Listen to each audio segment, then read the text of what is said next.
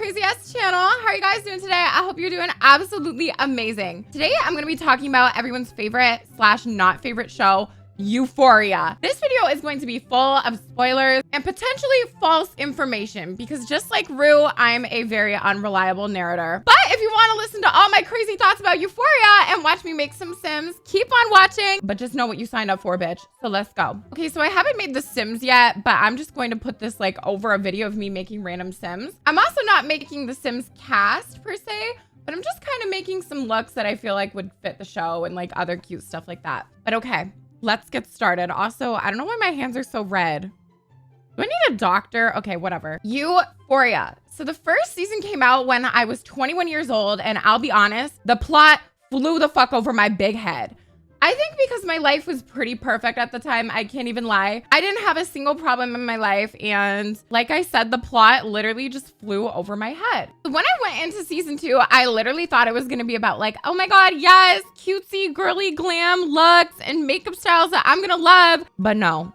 I've been crying at my TV screen every single Sunday night. This shit is literally the bimbo Super Bowl, and I'm rooting for Maddie. So let's talk about it. In season 1, the character that I felt that I kind of connected with the most was Cassie, because Cassie and I are very similar. We went through kind of the same situations, you know, being slut shamed by men, having our nudes shared with other people, and genuinely just feeling unlovable. So I felt like I had a huge connection with Cassie. I was like, wow, it's another girl who kind of looks like me and also doesn't believe that she's beautiful. So she keeps banging all these fucking guys for any form of attention because she just wants to be loved. Not to mention the severe daddy issues that we both share. So I was like, oh my god, this is my bitch. I love Cassie. We're literally the same person. And then season 2 happened.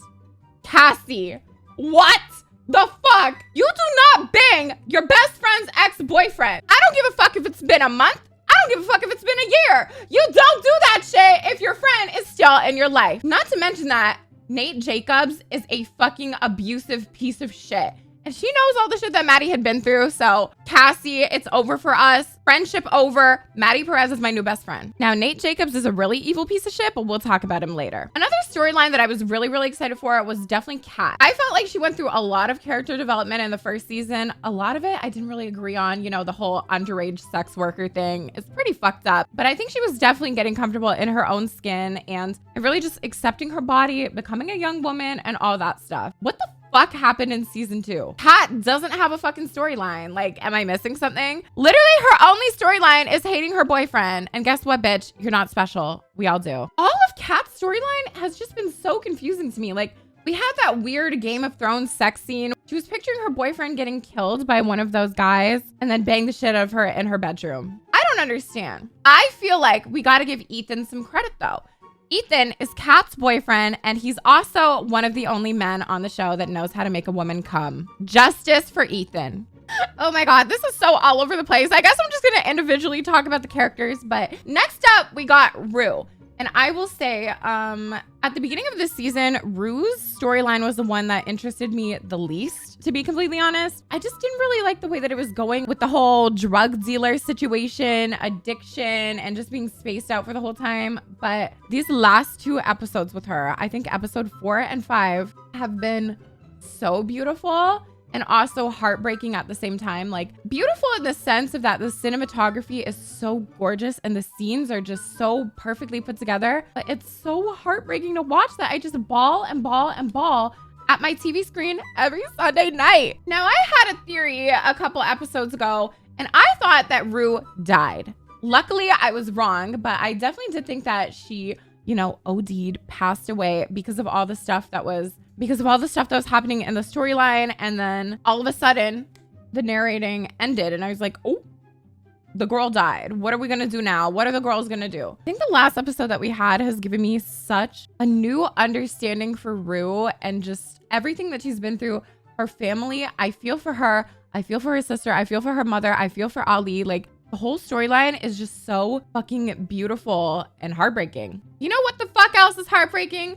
All the shit that Maddie has got to deal with. Can't she just have one good thing happen to her? Like, please. I'm willing to sacrifice Cassie for Maddie. That bitch let me down.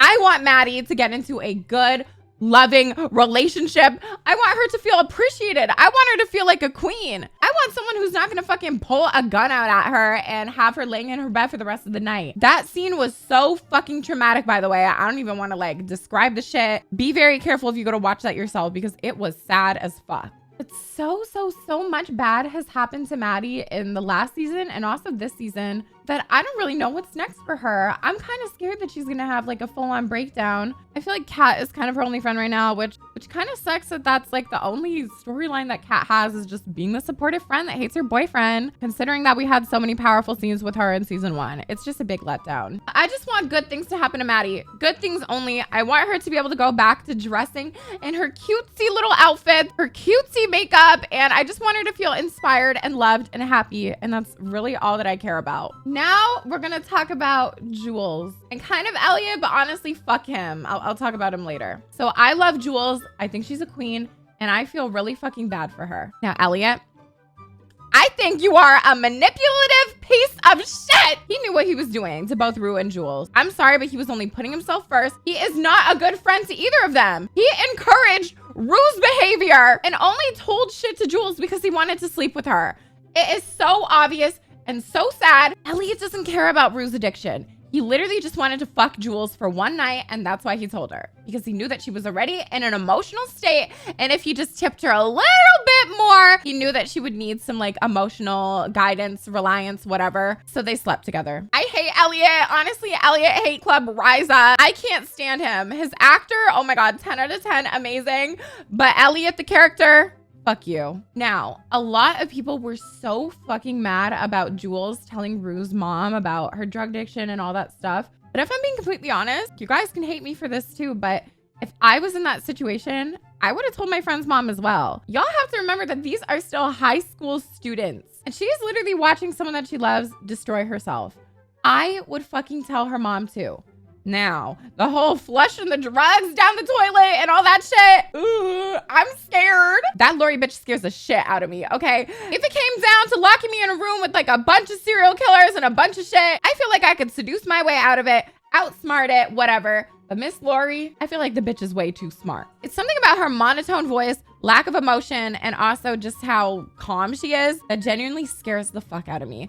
And I am terrified to see what the fuck she has planned for Rue. This bitch already injected her with morphine and locked her in a motherfucking closet with grown men. What? Who the fuck does that? She's just so evil. And Rue was so helpless in that moment that I was screaming at my TV and crying. I'm sorry, but Rue needs to set up a GoFundMe because I don't know how the fuck else she's getting out of this situation. Rue is a great liar and a great gaslighter. So if Kat can fake a brain injury, I think Rue should fake a kidney transplant or some shit so that she gets a bunch of money sent in and then she can pay Lori back. Like, I'm sorry, but I do not want that to ever happen again to Rue. I don't want creepy men to come in the middle of the night and kidnap her. I don't want her to get picked up off the street. I just want someone to give her money.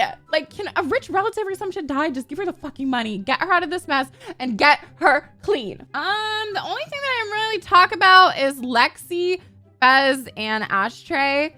Lexi's cute. I think she's a queen, but honestly, her storyline just isn't like jumping to me, so I don't really have opinions on her. Same with Fez. Like, I know everybody's thirsting over him and all this shit, but he just reminds me of every single guy that I dated in high school and how I finessed my way into getting a lifetime supply of free weed. These are going to be my predictions for the finale / everything else. I think someone's going to die. I think it's either going to be Fez or Ashtray, leaning more towards Ashtray just because I feel like he has such a small role. And I also read that they were going to kill off Fez in this season, but then he was so loved by everyone that they were just like, okay, we're going to keep you because everyone thinks you're sexy.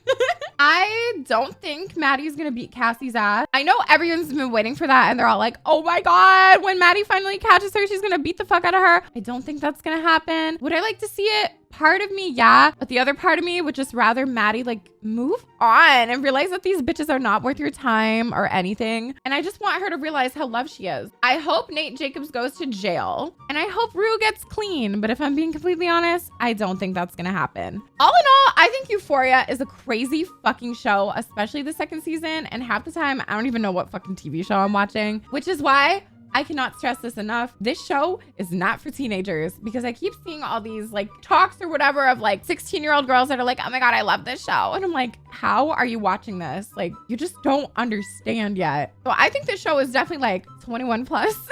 You know what I mean? Unless you're like super mature intellectually, but maybe I'm just a late bloomer / really stupid. And I also cannot stress enough that it's super important to separate the actors from the characters that they're playing, because I know Sydney Sweeney, who plays Cassie, is getting so much hate and literal like death threats and shit just because of stuff that like her character Cassie is doing, which is again why this show should be like for the older people, because it's the kids doing this. But I'm totally Euphoria addicted. I cannot stop saying, bitch, you better be joking and stuff like that. I'm totally gonna watch the rest of the season and every other season that comes out after this. So let me know what you guys are thinking about it so far. Hope you have a great day and I'll talk to you guys in my next video. Bye, thoughties.